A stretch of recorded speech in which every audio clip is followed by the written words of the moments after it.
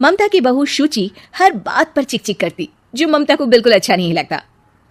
बहू, तेरे में कोई कमी नहीं है, सारा काम भी तू बहुत अच्छे से करती है, लेकिन ये तेरी जो जबान है ना, बड़ी कैंची की तरह चलती रहती है, जो तेरा सारा काम बिगाड़ कर रख देती है। वाह जी वाह, मतलब आप लोगों को बेजुबान बहू चाहिए थी, जो ना बोले ना बात करे, और आप लोग बस जुल्म ढाते रहे। तभी वहां क्षितिज आ जाता है। अरे ऐसा क्या जुल्म हो रहा है तुम्हारे ऊपर? माँ सही कह रही है, मैं खुद तुम्हारी चलती जबान से परेशान हो गया हूं। अब तो शुचि का पारा 7वें आसमान पहुंच जाता है। वाह जी वाह, अब आप भी, क्या नहीं किया मैंने आपके लिए, अपना सब कुछ दांव पर लगा दिया, लेकिन आप भी अपनी माँ की जबान बोलने लगे। अरे यार, कैसी बात बोल रही हो? माँ की जबान, बीवी की जबान, अरे मेरी तो कोई जुबान है ही नहीं जैसे। देखो शुचि, माँ से बुरा व्यवहार मैं पसंद नहीं करूंगा। अब क्या था, माँ के सामने अपनी हुकूमत कम होती देख शुचि को माँ से नफरत होने लगती है। अगले दिन शुचि माँ के कमरे में जाती है। माँ, ये लीजिए गर्म पानी।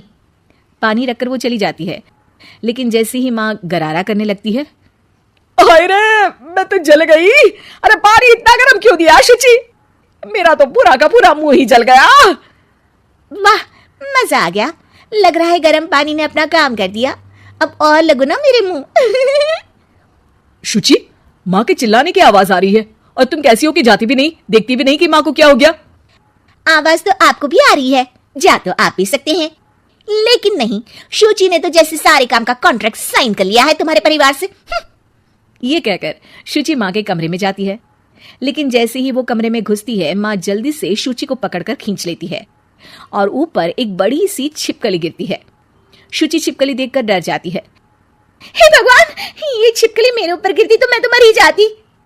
हाँ बेटा, मैं जानती हूँ कि तू छिपकली से डरती है, और समय पर मेरी नजर पड़ गई, ऐसे मेरा मुंह जल गया है। प्लीज कुछ कर, रहा नहीं जा रहा है। शुचि को अपने किए पर पछतावा होता है और भागकर सास को बर्फ देती है। ये लीजिए, इसे मुंह में रख लीजिए, और गलती तो वैसे आपकी भी है, चेक करना चाहिए था ना आपको कि पानी कितना गर्म है। अरे 7 साल हो गए तेरी शादी को, तब तो चेक नहीं किया, अब क्यों करूं? वाह जी वाह, यहाँ भी मेरी ही गलती है। अरे इंसान हूँ, मशीन नहीं जो हमेशा सही रहूं।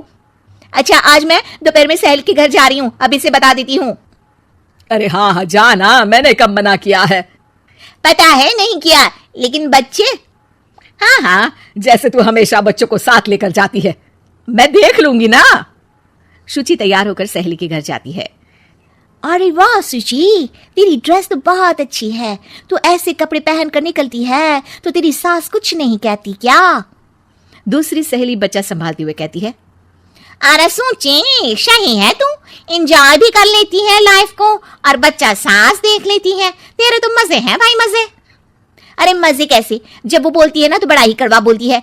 रहने दे, अच्छा चल मैं जा रही हूँ, डिनर भी तो बनाना है ना। शुचि ये बोलकर वहां से चली जाती है। घर आकर देखती है कि माँ बच्चों के साथ खेल रही है। आ गई बेटा? आना ही था ना, खाना कौन बनाएगा?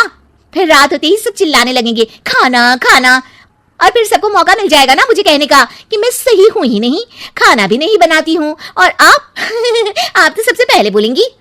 अब सास को गुस्सा आ जाता है। एक तो सारा दिन तेरे बच्चों को देख रही थी, घर पर किसी ना किसी का आना जाना लगा रहता है, बच्चे घर गंदा करते हैं, उसे देखती हूँ, हद है। अब क्या खाने की जिम्मेदारी भी मैं ही ले लूं तो करेगी तू क्या?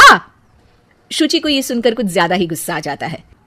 बस माँ जी बस, अरे ये तो गुलामों वाली जिंदगी हो गई, कोई फ्रीडम रहा ही नहीं, ऐसा लगता है कि बंद कर रह गई हूँ, घर तो किसी कैद खाने सा हो गया है, मन ही नहीं करता यहाँ रहने का, अब मैं और आप एक घर में रह ही नहीं सकते बस। अरे तो क्या मैंने बांध कर रखा है तुझे? अरे मैंने क्या कर दिया जिससे तुझे ऐसा लग रहा है? और तेरा इतना बोलने के बाद तो मैं खुद ही तेरे साथ नहीं रहना चाहूंगी। लेकिन अब सवाल था कि सासू माँ जाएंगी कहाँ, क्योंकि बहू तो मायके चली जाती है, लेकिन सास कहाँ जाए?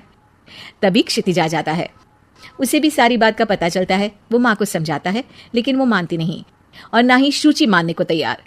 दोनों की लड़ाई में माँ का सामान पैक हो जाता है। माँ अब कहाँ जाएंगी? मैं भी अपने मायके जाऊंगी, माना मेरे माता पिता नहीं रहे, लेकिन भाई भाभी से भी तो मायका होता है ना। और सास निकल जाती है मायके। बस फिर क्या था, शुचि सुबह सुबह गर्म पानी लेकर माँ के कमरे में जाती है, लेकिन वहां माँ नहीं होती। हाँ, चलो अच्छा है, अब ये रोज रोज के काम से तो बची।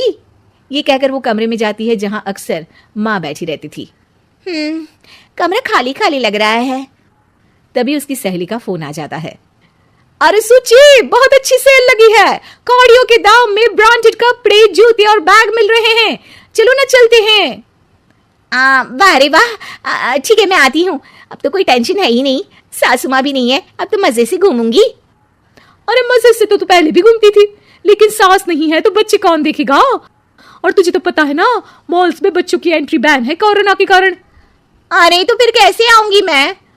सेल तो बस आज के लिए है, कल खत्म। शुचि को बड़ा रोना सा आता है। फिर वो जब दिन में खाना खाने बैठती है, वो भी अकेले अकेले। अकेले तो कोई खाना भी नहीं खाया जाता, मैं नहीं खा रही माँ के बिना। शाम को क्षिति जाता है तो शुचि जोर जोर से रोने लगती है। अब क्यों रो रही हो? क्या हुआ? माँ को घर से निकालकर शांति अभी भी नहीं मिली तुम्हें? नहीं, मैं माँ के बिना नहीं रह सकती। ना कोई बताने वाला है कि मैं कैसी लग रही हूँ, ना ही कोई समझने समझाने वाला। मैं माँ के बिना नहीं रह सकती, चलो माँ को ले आते हैं।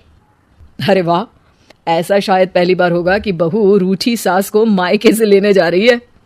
दोनों सास को लेकर घर आते हैं और अगले दिन से फिर वही शुरू।